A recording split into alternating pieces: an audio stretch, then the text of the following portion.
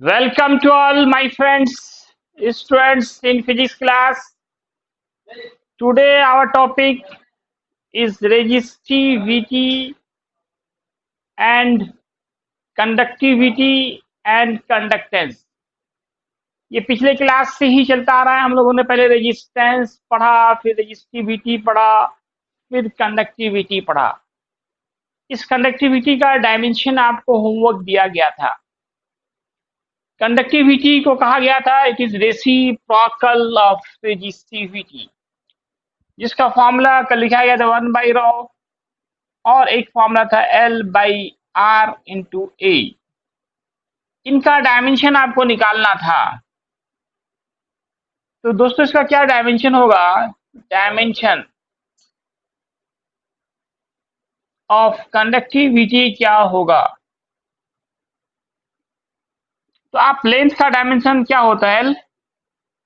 Resistance का dimension याद है आप लोगों को? ml² T−3 I−2 और एरिया का L²।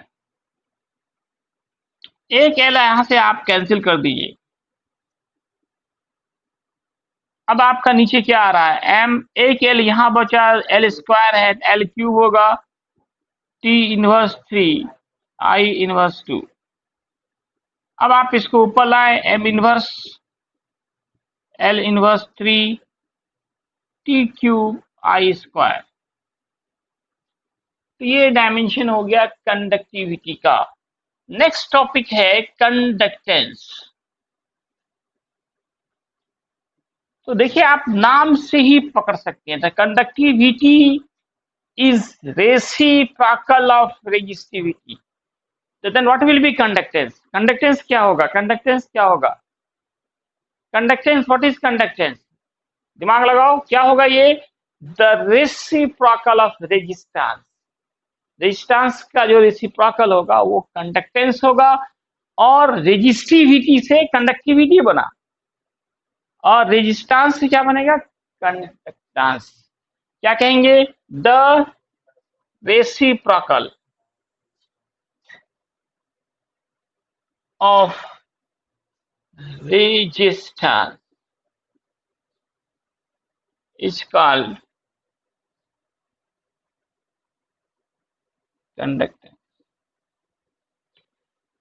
तो कंडक्टेंस या कंडक्टेंस की ये रेसिप्रोकल है। रेजिस्टेंस, ये आप लोग रेजिस्टेंस बोलते हैं इसको, इसका रेसिप्रोकल। रेसिप्रोकल कल भी आपने देखा था, ये उल्टा व्युत्क्रम बोलते हैं। इसको डिनोट करेंगे कंडक्टेंस को, it is denoted by G। तो G का फॉर्मूला होगा 1/R। रेसिप्रोकल है रेजिस्टेंस का, तो क्या लिखेंगे? 1/R। अब इसका SI यूनिट बताएं दोस्तों। SI यूनिट क्या होगा? SI यूनिट ऑफ कंडक्टेंस 1/ओम करेंगे, इसको ओम इनवर्स कहेंगे, या फिर देखिए इसको महो भी बोलते हैं, महो, या इसको सीमेन बोलते हैं। सीमेन नाम है साइंटिस्ट का, सीमेंस। ये सब इसी के यूनिट्स है कंडक्टेंस को, पर ओम, ओम इनवर्स, या महो। ओम को उल्टा करके लिखे आप, OHM ओम लिखते हैं, इसको पलट दिए, पहले M लिखिए, फिर H लिखिए, फिर O लिखिए, इसलिए महो भी होता है। और सीमेन, क्योंकि एक साइंटिस्ट हैं, उनके सम्मान में सीमेन भी कहते हैं। तो इस तरह से कंडक्टेंस का 3 यूनिट हुआ, ओम इनवर्स या महो और सीमेन। ये था आपका कंडक्टेंस का यूनिट। अब इसका डायमेंशन निकालिए दोस्तों। आप डायमेंशन खुद निकाल सकते हैं। डायमेंशन क्या होगा इसका?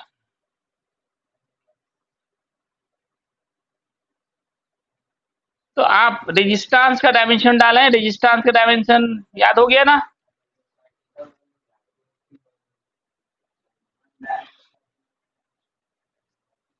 T−3 I−2। अब आप सबको ऊपर लाइए, M−L−2 T³ I² होगा।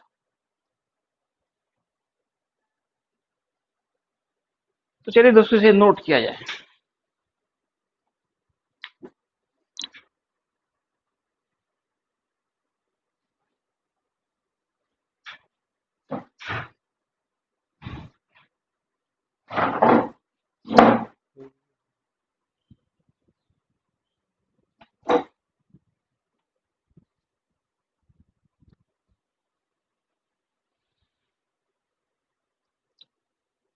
तो दोस्तों ये था आपका कंडक्टिविटी और फिर कंडक्टेंस। कंडक्टिविटी में कहेंगे रेसिप्रोकल ऑफ रेजिस्टिविटी और कंडक्टेंस में कहेंगे reciprocal of resistance.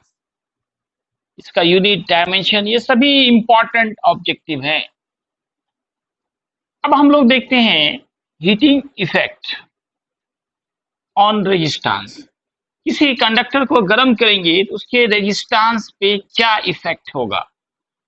Heating effect on resistance. Next topic जो है किसी कंडक्टर को गर्म करने पर उसके रेजिस्टेंस में क्या चेंजिंग आएगा, ये हमारा नेक्स्ट टॉपिक है, heating effect. Heating effect on resistance of any conductor. किसी कंडक्टर को गर्म करने पर उसके रेजिस्टेंस में क्या परिवर्तन होगा। Heating effect on resistance of any conductor. किसी चालक के, इसका हिंदी होगा, किसी चालक के प्रतिरोध पर ताप का क्या प्रभाव होगा। ताप का प्रभाव। गर्म करने से क्या होगा, रेजिस्टेंस बढ़ेगा या घटेगा। तो देखिए दोस्तों, कंडक्टर में जब हम गर्म करते हैं तो इलेक्ट्रॉन्स और पार्टिकल्स के बीच के टक्कर का रेट बढ़ जाता है, जिससे रेजिस्टेंस भी बढ़ जाता है। कहीं पे कोई गाड़ी टकरा जाए तो उसकी स्पीड क्या होती है, घट जाती है। तो इलेक्ट्रॉन जो है उनका तेजी से टक्कर हो, जब किसी भी कंडक्टर को हम लोग गर्म करेंगे तो उसमें जो आप जानते हो इलेक्ट्रॉन जो मोशन में होता है, जिसके कारण करंट प्रोड्यूस होता है, इस इलेक्ट्रॉन का अदर पार्टिकल से जो कॉलिजन है, उस कॉलिजन मतलब टक्कर, संघात बोलते हैं। आपने 11th में चैप्टर पढ़ा है कॉलिजन। तो कॉलिजन का जो रेट है वो बढ़ जाता है। गर्म करने से इलेक्ट्रॉन्स के कॉलिजन का रेट, टक्कर का रेट बढ़ जाता है, जिससे रेजिस्टेंस भी बढ़ जाता है। याद रखें कि कंडक्टर को गर्म करेंगे उसका रेजिस्टेंस बढ़ेगा, कंडक्टिविटी घटेगा। लेकिन आप मॉडर्न फिजिक्स में, मैंने सेमीकंडक्टर भी पढ़ाया है आपको, मॉडर्न फिजिक्स ऑनलाइन पढ़ा दिया है, आप देख सकते हैं पिछला आप एपिसोड में। शुरू में ही मैंने मॉडर्न फिजिक्स भी शुरू किया था, तो वहां पे मैंने बताया कि सेमीकंडक्टर को जब गर्म करते हैं तो वहां उल्टा होता है, उसका रेजिस्टेंस घट जाता है और कंडक्टिविटी बढ़ जाती है। It is great difference between conductor and semiconductor. Conductor को गर्म करेंगे रेजिस्टेंस बढ़ेगा, सेमीकंडक्टर को गर्म करेंगे रेजिस्टेंस घटेगा। जब रेजिस्टेंस बढ़ेगा तो कंडक्टिविटी घट जाएगी। इसलिए किसी कंडक्टर को जितना गर्म करते जाते हैं उसका रेजिस्टेंस बढ़ता जाता है और कंडक्टिविटी घटती जाती है। जबकि सेमीकंडक्टर में उल्टा होगा, जितना आप गर्म करोगे उसका रेजिस्टिविटी घटेगा और कंडक्टिविटी बढ़ेगा। तो दोस्तों, व्हाट इज हीटिंग इफेक्ट, आपने क्या देखा कि when any conductor is heated, गर्म किया जाता है, then the rate of collision between electrons and other particles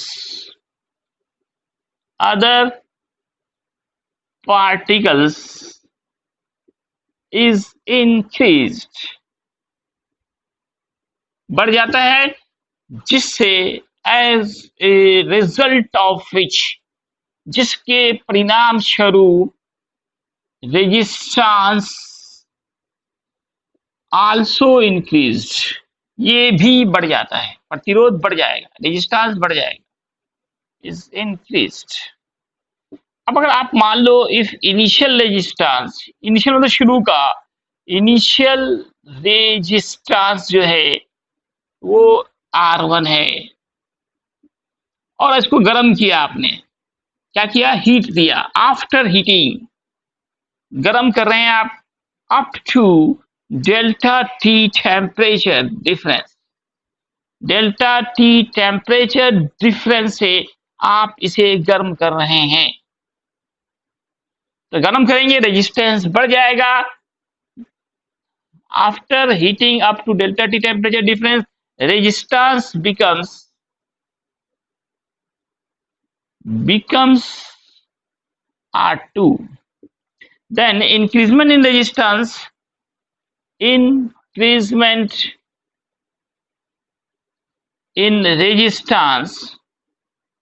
क्या होगा?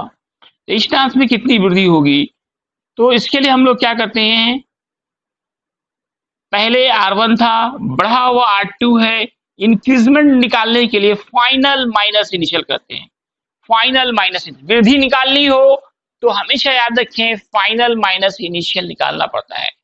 जैसे मान लेते हैं कल आपके पास 500 रुपीज था और अब आपके पास मान लेते हैं 2000 रुपीज हो गया, तो कितना बढ़ा? तो आप 2000 माइनस क्या करेंगे? इंक्रीजमेंट निकालना है, 2000 को 500 में माइनस कर देंगे।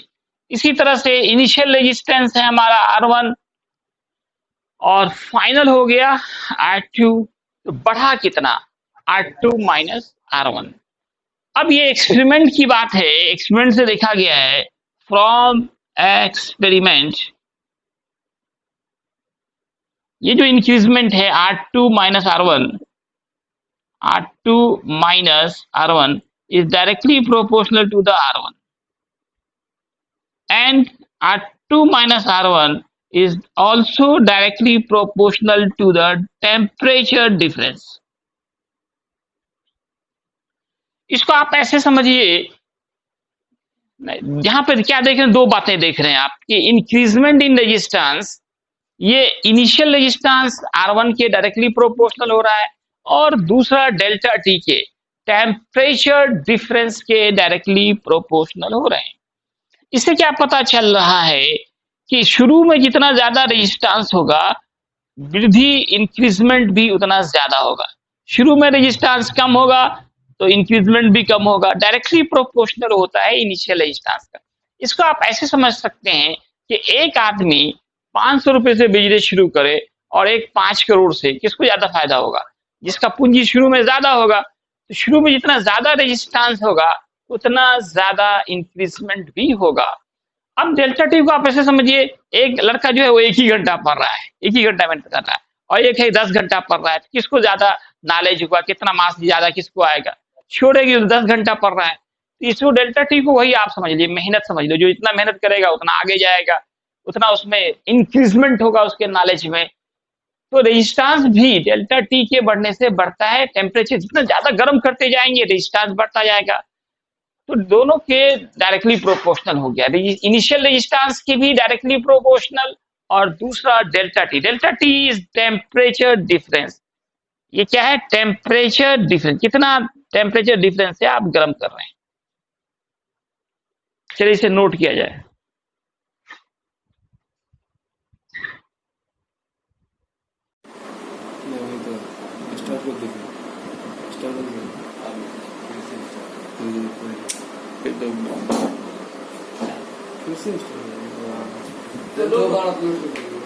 दोस्तों आपने क्या देखा कि ये दो फैक्टर्स पे इंक्रीजमेंट इन रेजिस्टेंस डिपेंड कर रहा है। एक तो इनिशियल रेजिस्टेंस पे और दूसरा टेम्परेचर डिफरेंस पे।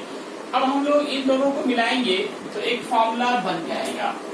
इस दो इक्वेशंस को मिलाते हैं तो हम लोग एक बहुत ही इम्पोर्टेंट फॉर्मूला ट्राई करेंगे। या एक नहीं 2-3 फॉर्मूले बन जाएंगे, एक फॉर्मूले से ही कई फॉर्मूले बन जाएंगे।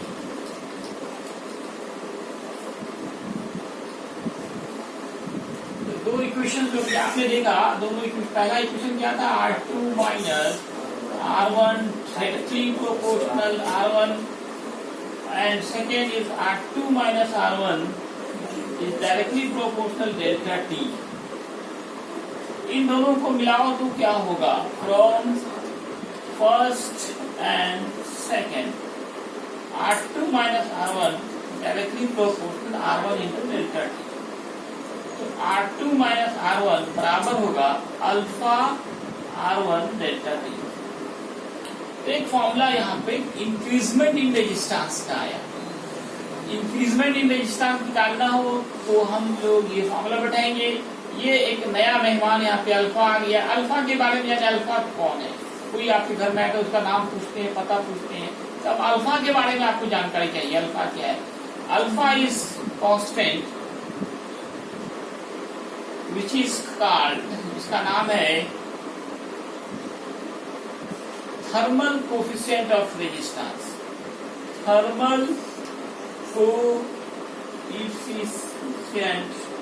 ऑफ रेजिस्टेंस इसको बोलते हैं।